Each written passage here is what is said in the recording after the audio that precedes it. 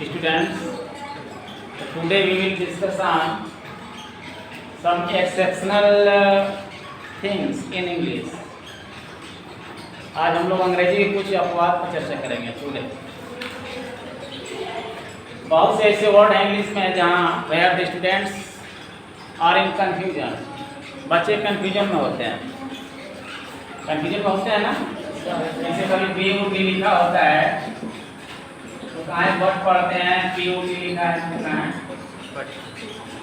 उठ पढ़ते हैं, जबकि इनको बट और पट पढ़ना चाहिए, लेकिन दोनों में ये है, लेकिन यहाँ बट यहाँ देख रहे हैं।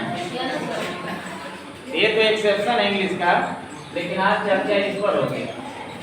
ऐसे ही सीएस का नाम सुने होंगे, सीएस से चौ और सीएस से को भी होता है। केमिस्ट्री है, सीएस ये नहीं कोई कहता कि मैं केमिस्ट्री पढ़ रहा हूँ। क्या भाई साहब आप केमिस्ट्री पढ़ रहे हैं? नहीं, मैं केमिस्ट्री पढ़ रहा हूँ। जबकि सीएस से को भी होता है। और देखिए आप बच्चे घोड़ा जाते हैं कि कहाँ होता है भाई, सीएस से चौ और सीएस से को। ये सीएस है तो सीएस से मान लीजिए इसके तीन प्रोनाउंसिएशन है, तीन उच्चारण होते हैं। एक चौ, सीएस से चौ, सीएस से को और सीएस से सौ भी होता है। याद हो गया? अब देखिए सीएस से को होता है जैसे केमिस्ट्री, जैसे स्कूल, जैसे इको। इको माने आवाज, इको माने आवाज होती है। स्कूल में विद्यालय केमिस्ट्री विषय है, इसको हम रसायन विज्ञान कहते हैं, रसायन। और सीएस से को जो होता है वो ग्रीक भाषा का शब्द है। सीएस से जो को होता है किस भाषा का है? ग्रीक भाषा का।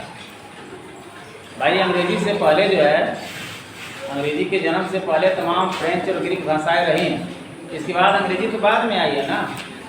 अब देखिए सीएस से जो होता है जैसे चेयर, रीच, जैसे कैट, ये अंग्रेजी के शब्द हैं। ज़्यादातर जो मूल अंग्रेजी के जो शब्द होते हैं, ज़्यादातर मूल अंग्रेजी के जो शब्द होते हैं वहाँ पर सीएस से क्या होता है? जो होता है।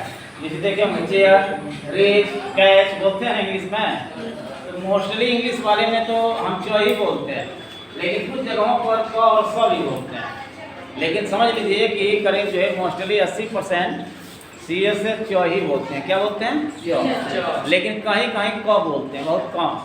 तो कहाँ कहाँ जैसे जो ग्रीक भाषा से आए शब्द हैं वहाँ क बोलते हैं। मोस्टली अंग्रेजी के जो शब्द हैं वो ज से होते हैं, तो बता ही दिया मैंने। और एक ये सीएस से सौ भी होता है, जैसे मशीन, यम में सीएच आई एन, मशीन की स्पेलिंग। जैसे सीएच यम शेफ, शेफ माने जो कि खाना पकाने वाला जो बावर्ची होते हैं, समझे ना। तो सीएस से सौ भी होता है, इसका मतलब मशीन और शेफ हो गया। हो रहा है मशीन, इसमें मशीन लिख रहे हैं, इसमें सौ आया कि नहीं आया?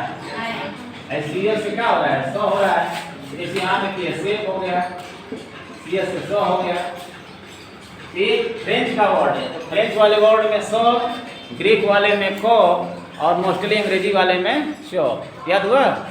ग्रीक वाले में को, अंग्रेजी वाले में चो, अंग्रेजी भाषा वाले में, और जो फ्रेंच वाले हैं वो सो। तो ये सब क्या है?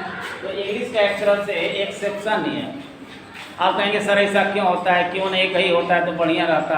अब हम लोग को कन्फ्यूजन होगा, हम लोग सर कैसे याद करेंगे?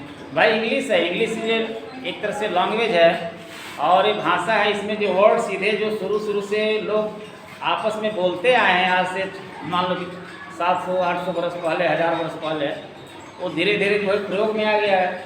और उसको आप छेड़खानी करेंगे कि नहीं हम ऐसा नहीं बोलेंगे, हम अपने से बोलेंगे तो ऐसा कर नहीं सकते, गलत हो जाएगा।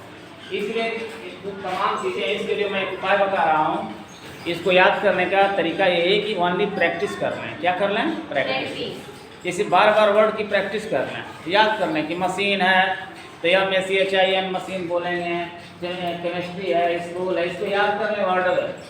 अब इसके लिए कोई नियम खोजें कि कौन सा वर्ड कहाँ आएगा या कौन सा व्यंजन स्वर कहाँ आएगा, तो हम बोलेंगे, उच्चारण करेंगे तो उसमें फंस जाएंगे, माया जाल में। इसलिए एक उपाय है बस, ओनली प्रैक्टिस। शब्दों को याद करिए और प्रैक्टिस कर लीजिए, सब काम ओके हो जाएगा। समझ में आ गया? कैसे? यू शुड डू प्रैक्टिस, मतलब you should complete word by practice. आया समझ में? ओनली आप इसका प्रोनाउंसिएशन करें, उच्चारण निकालें, बार बार प्रैक्टिस करें। You should do practice every time, तो there will be no problem to you. समझ में आ गया होगा? इतना रहने देते हैं। Thank you.